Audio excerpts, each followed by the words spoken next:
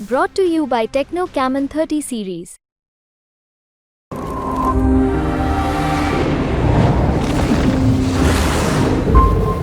BSP तो का प्रदर्शन तो अच्छा दिखाई नहीं पड़ता। बीजेपी के पास 62 सीटें थी। मुझे लग रहा है बीजेपी बहुत अच्छा अपने 2019 के प्रदर्शन से कोई बहुत अच्छा करती हुई यूपी में दिखाई नहीं पड़ती। तो संजय जी, आपके पास चूंकि समय कम है, एक क्विक फायर आपसे मैं सवाल पूछना चाहता हूँ। आपने कहा सीटें बीजेपी की घट सकती है, इंडिया की बढ़ सकती है। बहुत मुश्किल है बताना कि सीटें बढ़ेंगी कि घटेंगी, लेकिन यूपी में मुझे लगता है बहुत उलटफेर नहीं है, बहुत बड़ा बदलाव नहीं है बीजेपी एनडीए के नज़रिए से।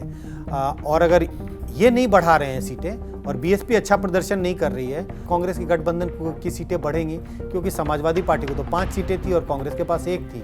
अगर आप इन तीनों का जोड़ दें तो 16 सीटें हो जाती हैं। कहीं ना कहीं बीएसपी तो का प्रदर्शन तो अच्छा दिखाई नहीं पड़ता। बीजेपी के पास 62 सीटें थी।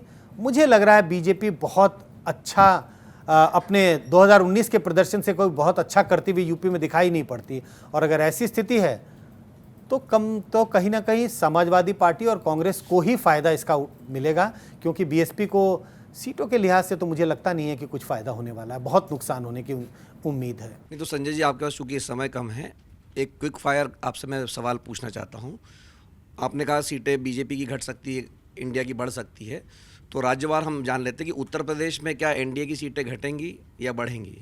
एग्जैक्ट तो ऐसा थर्मामीटर तो नहीं है, बहुत मुश्किल है बताना कि सीटें बढ़ेंगी कि घटेंगी, लेकिन यूपी में मुझे लगता है बहुत उलटफेर नहीं है, बहुत बड़ा बदलाव नहीं है बीजेपी एनडीए के नज़रिए से।